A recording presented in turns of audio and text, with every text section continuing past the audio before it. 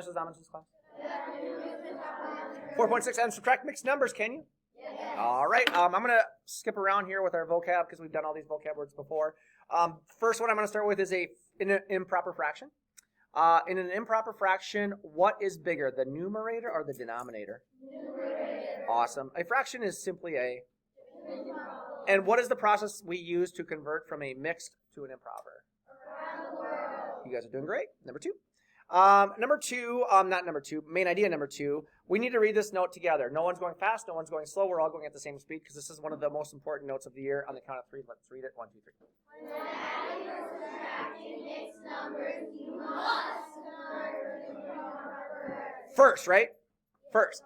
So when you look at like number 7, and number 7, our original problem was 2 1/2 plus 1 1/2, right? When you see that, you immediately say, hey, I need to convert those into impropers, right? What process do we use to convert to impropers? So we got around the world here. And when we got our improper fractions, we noticed the denominators were the same, yes? Yes. So can we just add the numerators? Yes. Is this an acceptable final answer? No. Because why?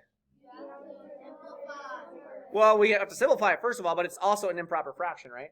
Yes. And so we convert an improper to a mixed by using what? And in this case, it didn't even work out to be a mixed number. It worked out to be a whole number, right? All right, here we go. We're going to go all the way down to our very, very, very last problem. And our very last problem we're going to do together as we would review it for the video. Are you ready? Here we go. 6 1/4. Everybody with me here? Yes. Plus 2 1/9, yes? Yes. Is that a mixed number? Yes.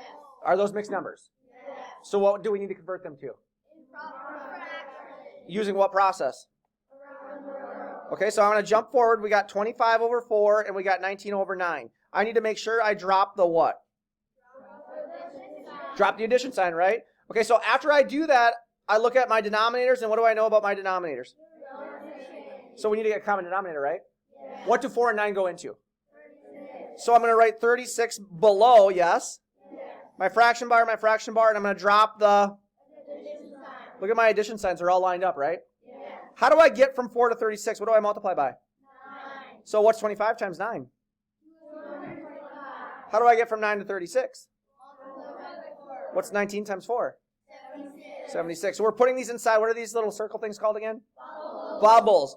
Can we use our calculators for these? Yes. What's 225 plus 76? 301. My denominator stays 36, right? Yes. Is this an acceptable answer? No. Because it is Improper. improper. So it's a division problem, right? Yes. What goes inside the box? 301. What goes outside the box? 36. Can I use my calculator to do this? Yes. Final answer comes out to be 8 and 13, 36, right? Yes. Question. What is 6 plus 2? 8. Does my answer seem pretty close to the number 8? Yes. We feeling good? Yes.